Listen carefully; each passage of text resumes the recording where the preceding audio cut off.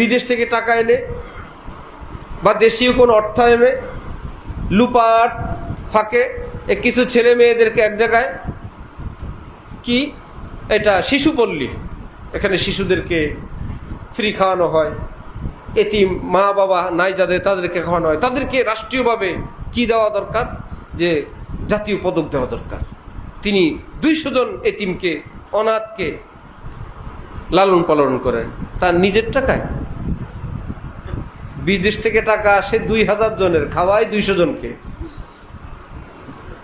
অথবা 200 জনের জন্য যেই পরিমাণ আসে সেই পরিমাণের মধ্যে বহু রকমের দুর্নীতি হয় খাওয়া দাওয়ায়। এই ছেলেগুলো যেখানে এরকম শিশুদের লালন পালনের সমাজ কল্যাণের আছে, কয়টা সেখান থেকে মানুষ হয়ে বেরিয়েছে যে সরকারিভাবে খাওয়া পড়া ব্যবস্থা শিক্ষা দেওয়ার পর সেখান থেকে বের হয়েছে বিসিএস ক্যাডার, সেখান থেকে বের হয়েছে সচিব, সেখান থেকে বের হয়েছে এসপি, সেখান থেকে বের হয়েছে প্রধান শিক্ষক, সেখান থেকে বের হয়েছে সচিব। দেখাতে পারবেন কেউ?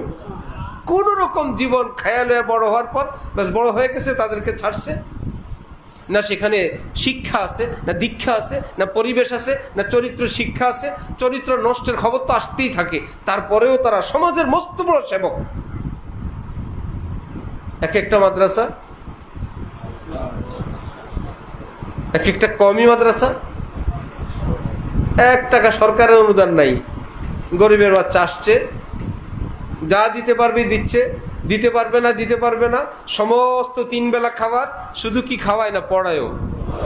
কোন রকম পড়ায় না, হাফিজ বানায়। খালি হাফিজ না, আলেমও বানায়। আলেম বানায় না, মুফতিও বানায়। কেমন মুফতি? দুর্বল না শ্রেষ্ঠ? এদের কোনো অবদান সমাজের উপর নাই।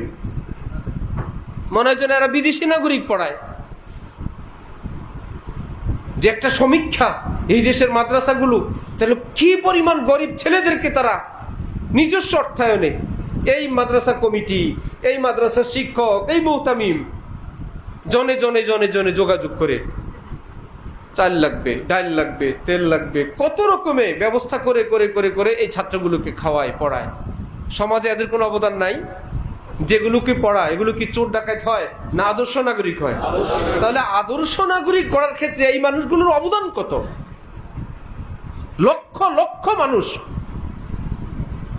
কৃষক শ্রমিক হেরোইন চিনা, তারা আবার মানুষ তৈরি, ইমাম, খতিব, ওয়াইজ, মুফতি, মুহাদ্দিস হচ্ছে। তা কত সযত্নে, এদের কোনো অবদান নেই।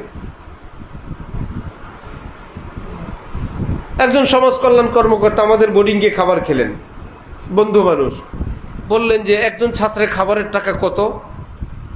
বললাম আমরা 1500 টাকার মতো খরচ করি, সেই সময়ের হিসাব। মাথা পিছু টাকা নিয়ে অনেক, কিন্তু বিভিন্ন বেতনে যায়, আবাসিক চার্জে যায়, অনেক কিছুতে যাওয়ার পর খাদ্যের জন্য আমরা 1500 টাকার মতো রাখি, শুধু খাদ্যের জন্য। এত স্পেশাল খাবার 1500 টাকা দিই। আমরা বললাম আল্লাহ বরকত দে। বললাম আমরা সমাজ কল্যাণ থেকে 4500 টাকা দেই এক একটা শিশু বাচ্চার খাবারের জন্য, শুধু অন্যান্য হিসাব নিকাশ বিল টিল পানি সেটা তো আলাদাই, শুধু খাবারের জন্য। বললাম এর চাইতে আরো নোংরা, আরো নিকৃষ্ট খাবার কেন? বললাম সেখানে কি এক চোরে নেয়? যে লেখে সেই চোরে নেয়, যে আনে সেই চোরে নেয়, যে বাজার করে সেই চোরে নেয়, তেলওয়ালা চুরি করে, তরকারিওয়ালা চুরি করে, প্রতিদিন চুরি করে, লুন চুরি করে, বাবুর্চিরা এনে দেয়, বাবুর্চি চুরি করে।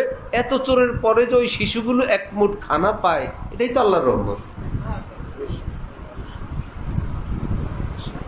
এটাই তো রহমত। মাদ্রাসার কাজ,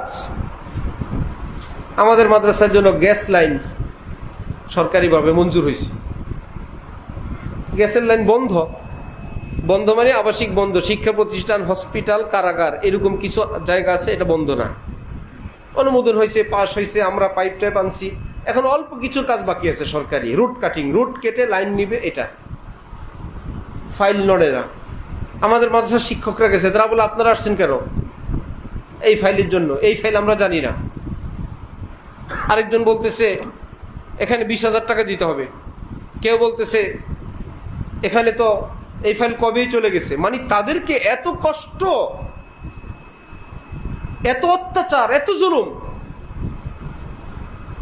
মাদ্রাসার নামে ফাইল, মসজিদ মাদ্রাসার নামে এই গ্যাসটা, এটার পরেই যখন এরকম আপনারা আল্লাহর কসম করে বলেন, সরকারি অফিস আদালতের সঙ্গে আমার আপনার যতটুকুন সম্পর্ক এবং যাতায়াত আছে, আমরা কি সেই কর্মকর্তা কর্মচারীদের থেকে একদম খুব সুন্দর সেবা পাই না কষ্ট পাই? তারপরেও তারা ভালো। আজীব কঠিন অবস্থা। হালাল নাই, হারাম নাই, জায়েজ নাই, নাজায়েজ নাই, পরকাল নাই, কাকে খাওয়াবো?